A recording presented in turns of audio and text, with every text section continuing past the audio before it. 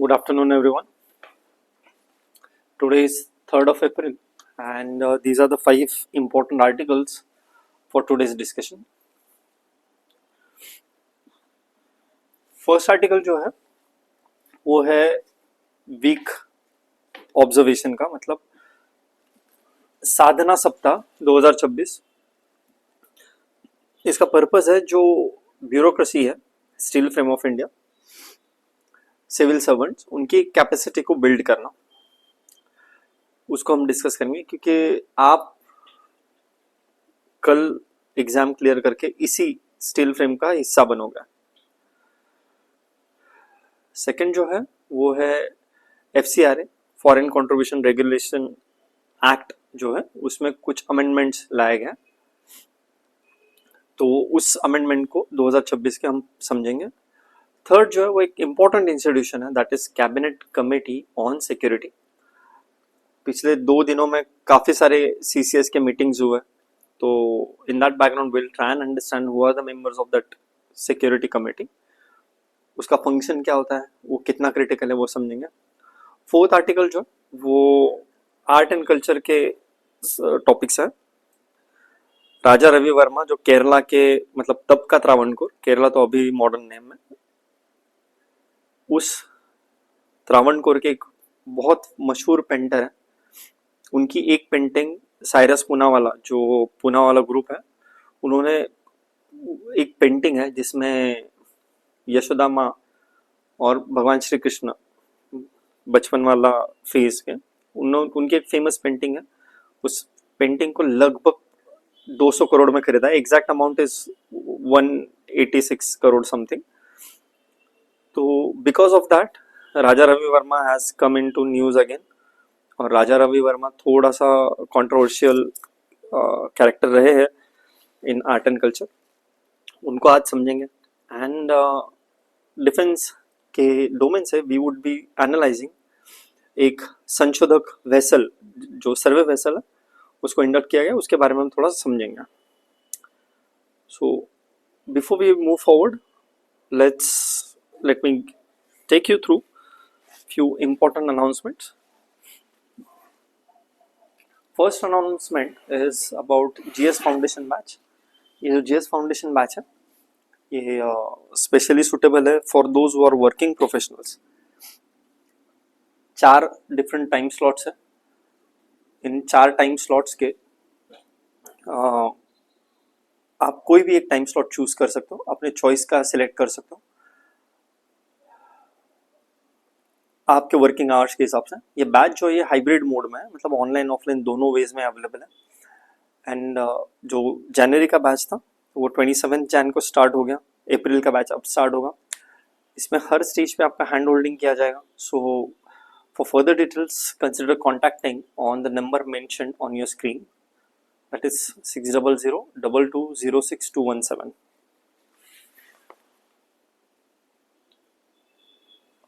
This is regarding prefit initiative.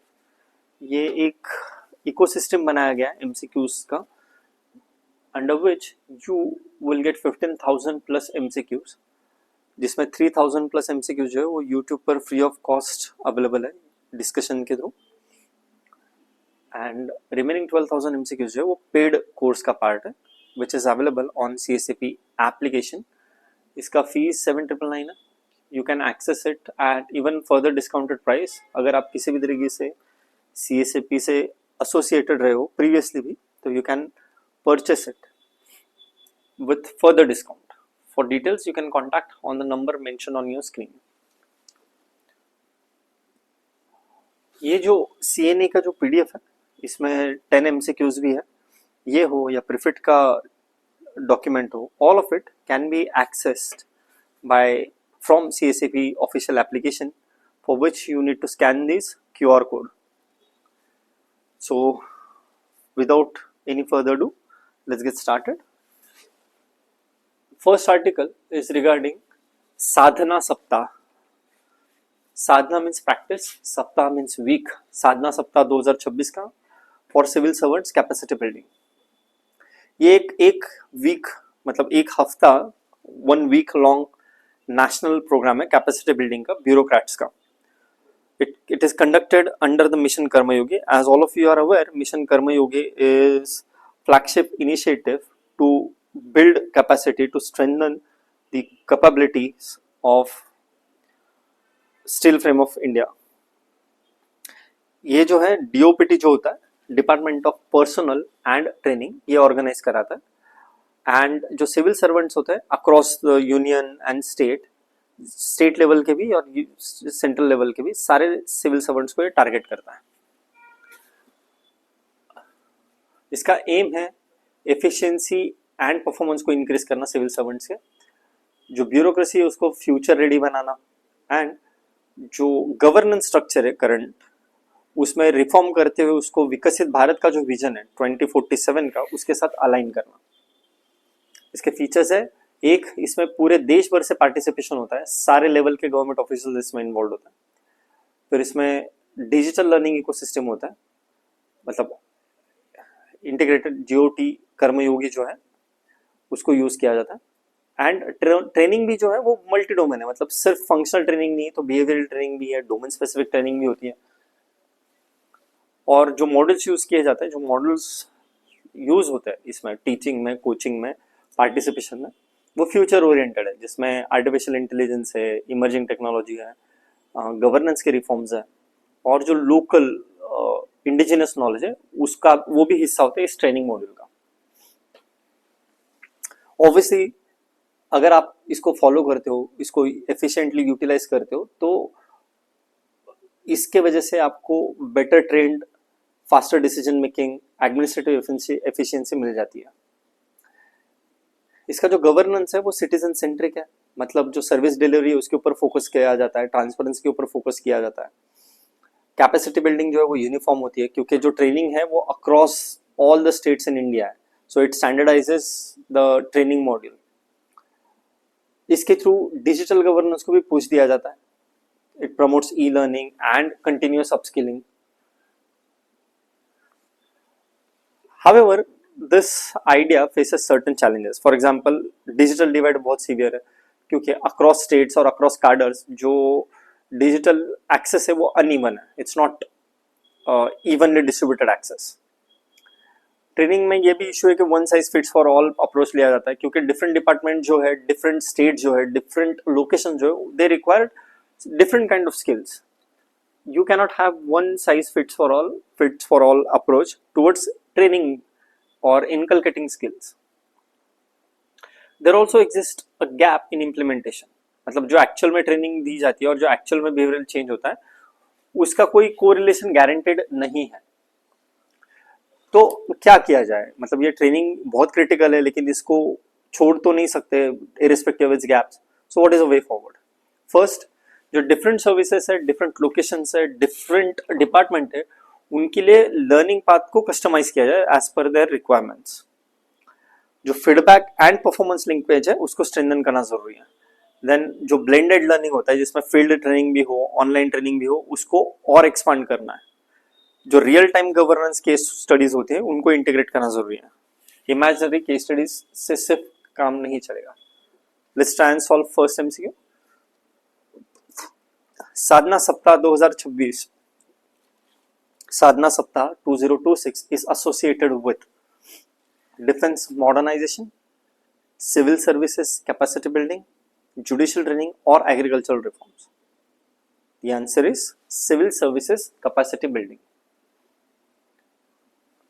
Second MCQ, which of the following statements are correct? It is conducted under Mission Karma Yogi, correct. It uses iGOT platform. This is also correct.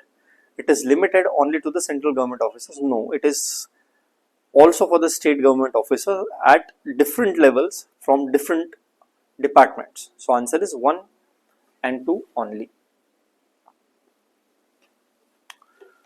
Second article जो है that is regarding Fiscal Contribution Regulation Act. ये इसका एक amendment bill है 2026 का। इसका purpose है जो FCRA एक्ट है 2010 का उसको अमेंड करना, उसमें रिफॉर्म लेकर आना। This amendment will regulate how individuals और NGOs and organisation receive the foreign funds and how do they use those funds. It introduces very strict control over assets when registration lapses happened or registration are cancelled. इसका purpose है foreign funds का ensure करना कि foreign funds किसी भी तरीके से national security को या पब्लिक ऑर्डर को डिस्टर्ब ना करें. जो एनजीओ के एसेट मैनेजमेंट है उनको स्ट्रीमलाइन करना एंड एनजीओ के फंक्शन में स्टेट का ओवरसाइट एंड अकाउंटेबिलिटी को इम्प्रूव करना. इस अमेंडमेंट बिल के कुछ की प्रोविजंस है. एक, इसने एक डेजिग्नेटेड अथॉरिटी दे दी है. Central government now can appoint authority to take over and manage foreign assets of particular NGO. Second, it has also expanded ceased registration, which now includes no renewal of application या renewal जिनको reject कर दिया है या ऐसे जो expired हो गया लेकिन renewation के लिए आए ही नहीं. तीसरा key provision है asset vesting mechanism, meaning there will be a provisional vesting, meaning there can be a temporary takeover during the suspension of an NGO. दूसरा है ये पहला वाला जो प्रोविजनल था, दूसरा वाला जो परमानेंट था. अगर किसी भी तरीके से NGO fails to renew, their assets will be permanently transferred. Fourth is regarding asset disposal. जो अथॉरिटी है वो they can transfer the assets to the government department and जो भी सारे एसेट्स होंगे उनको वो सेल भी कर सकता है और जो सेल करके एसेट्स का जो पैसा आएगा that will be given to the consolidated fund of India. Then when it comes to religious institution का जो मैनेजमेंट है that can be assigned while preserving the religious character. Religious character को touch नहीं किया जाएगा. प्रोहिबिशन जो थे उनको भी एक्सपांड कर दिया. Now it also includes person which are engaged in news production और ब्रॉडकास्टिंग. इसमें लीगल एंड पिनल चेंजेस भी किए गए. मतलब अगर आपको अपील करना है तो डिस्ट्रिक्ट जज को करना होगा, वो भी 90 डेज के अंदर.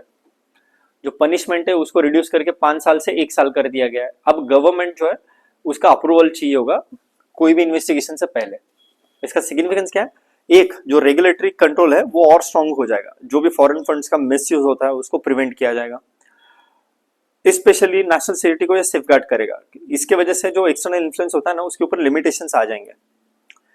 जो ऐसे एनजीओज है जो एफसीआर के ऊपर डिपेंडेंट है उनके एसेट हैंडलिंग में क्लैरिटी आ गई है. अब जो पहले लीगल वैक्यूम एग्जिस्ट करता था अब वो नहीं करेगा, स्पेशली जब डी रजिस्ट्रेशन हो जाए उसके बाद.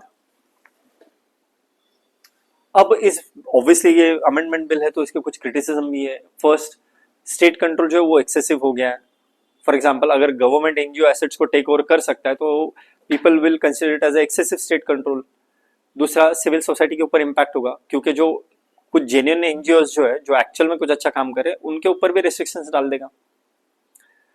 फिर there are certain minority and media concerns. दूसरा, there could be chilling effect. मतलब डी रजिस्ट्रेशन जो है, fear of deregistration actually might end up reducing the activism of the NGOs. So what is a way forward? First, regulation और freedom के बीच में एक balance ensure करोगे. दूसरा, जो ट्रांसपेरेंसी मैकेनिज्म है उसको और स्ट्रेंथन करना होगा ताकि मिस इन्फॉर्मेशन या मिसअंडरस्टैंडिंग ना हो. एसेट मैनेजमेंट के रिलेटेड जो गाइडलाइंस है they should be very clear and they should be provided at the earliest.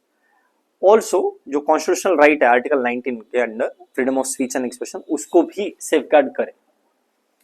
First MCQ, the FCRA amendment bill primarily deals with which of the following? Domestic taxation, no. Foreign funding regulation, yes. Especially उनके जो assets है उसके बारे में.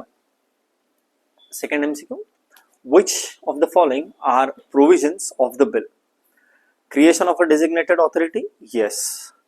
Permanent vesting of assets, yes. 3, complete ban on all foreign funding, no. Only 1 and 2. Complete ban on foreign funding ऐसा कुछ नहीं है.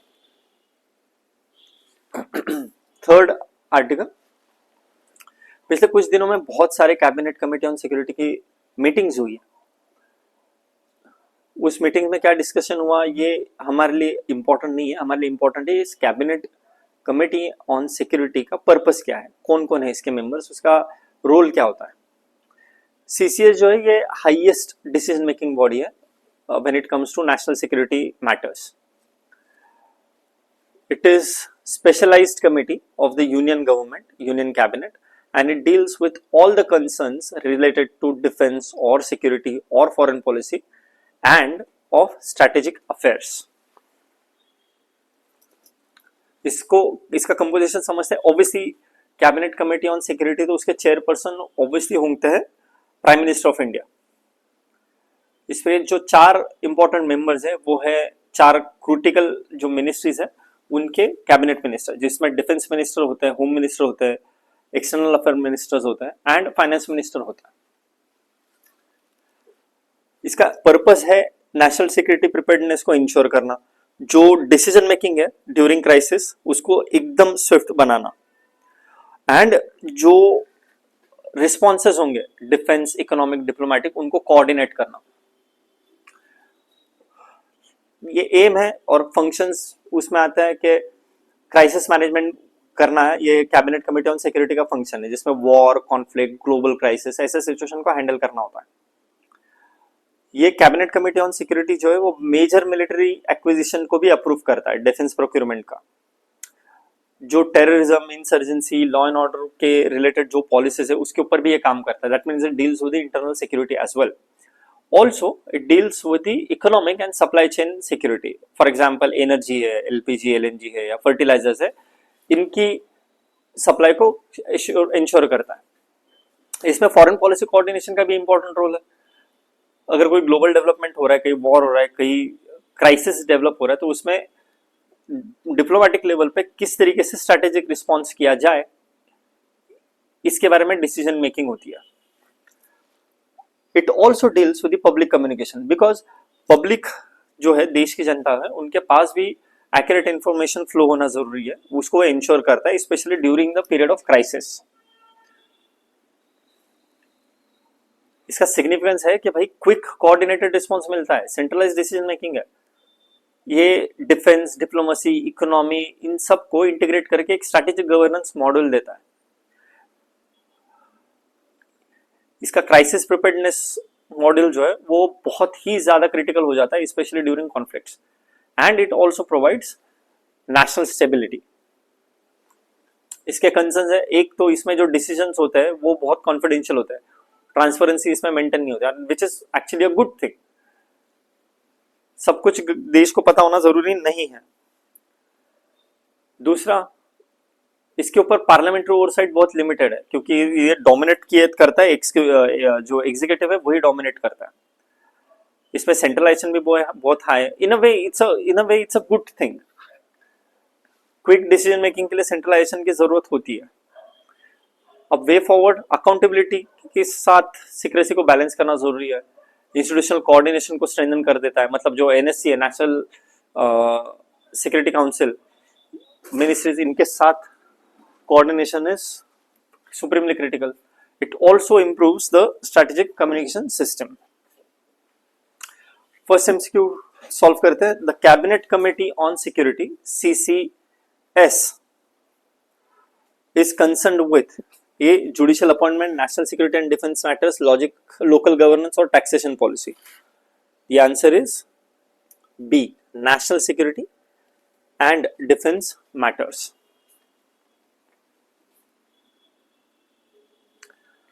Second MCQ, which of the following are the members of CCS? Prime Minister, yes, he is the chairman. Defense Minister, yes. Finance Minister, yes. Chief Justice of India, नहीं. Member 5 है, prime minister, defence minister, home minister, minister of external affairs and finance minister. So यहाँ पे answer होगा 1, 2 and 4.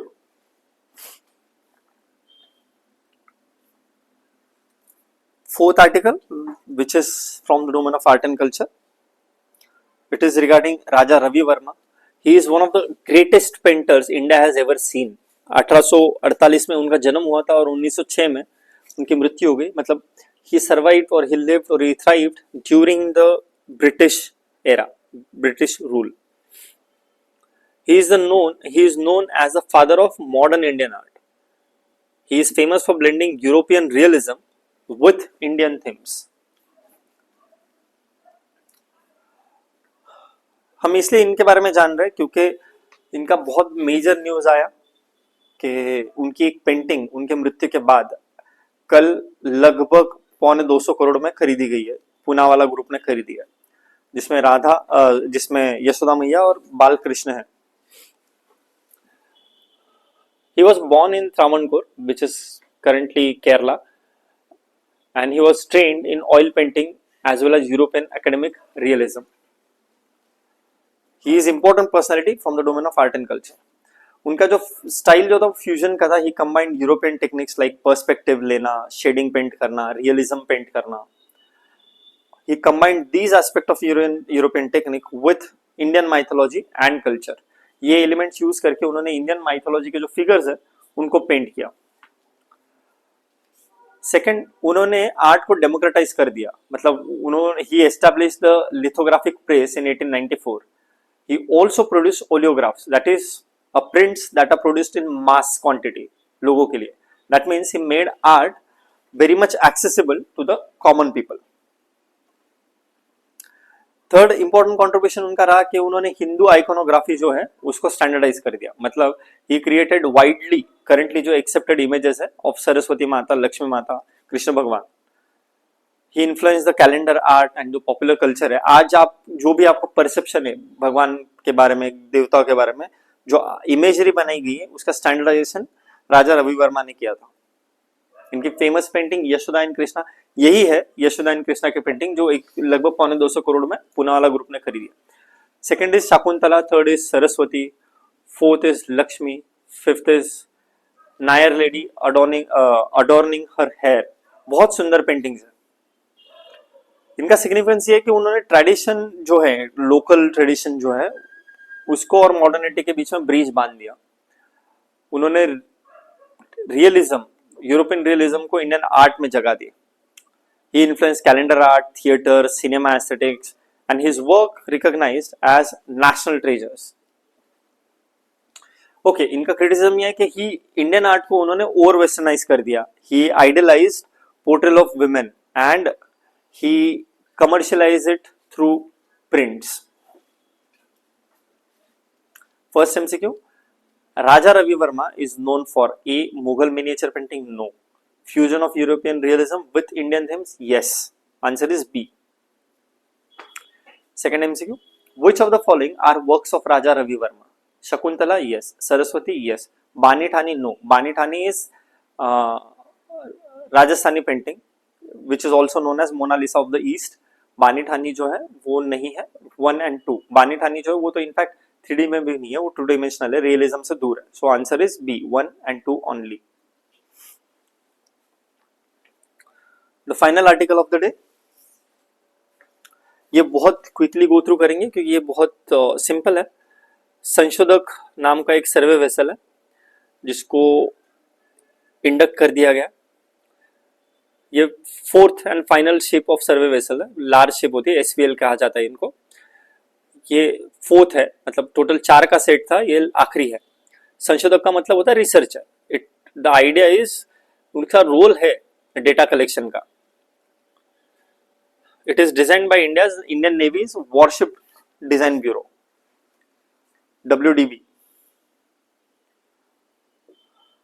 इसमें indigenous content जो 80% plus है. आत्मनिर्भर भारत का एक एग्जाम्पल है. जो पुराना संशोधक क्लास सर्वे शिप था उसको ये रिप्लेस करेगा. जो हाइड्रोग्राफिक कैपेबिलिटी है उसको एनहांस करेगा. एंड इंडिया का जो मैरीटाइम डोमेन अवेयरनेस है उसको भी ये स्ट्रेंथन करेगा. इसके की फीचर्स है, 110 मीटर की ऑलमोस्ट लेंथ है, लगभग 3500 टन का इसका वेट है और 18 प्लस नॉट्स की स्पीड से ये जाता है. ये ऑटोनॉमस अंडर वाटर व्हीकल की तरह काम करता है. I mean it has autonomous under water vehicle जो सर्वे के लिए काम करेगा. There are certain without man remotely operated vehicles. It has digital sides, sonar etcetera. इसमें MSME और इंडियन इंडस्ट्री जो है उसका मेजर कंट्रीब्यूशन, क्योंकि 80% जो है वो इंडिजिनियस कंटेंट है. फर्स्ट MCQ देखते हैं. द सर्वे वेसल संशोधक is primarily used for. The answer is B. Hydrographic surveys. संशोधक का मतलब ही है रिसर्चर, डेटा कलेक्शन उसका पर्टिकुलर रोल होगा.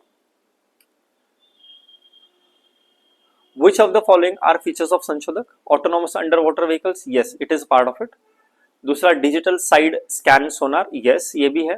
न्यूक्लियर propulsion, नो, इसमें न्यूक्लियर propulsion नहीं है. Only 1 and 2, a is the answer. ये CSAP की one stop solution smart books है जो अब एसएमएस स्क्रिप्ट में भी अवेलेबल है. You can access this by ordering on the number mentioned on your screen. Thank you so much for joining in. Good night.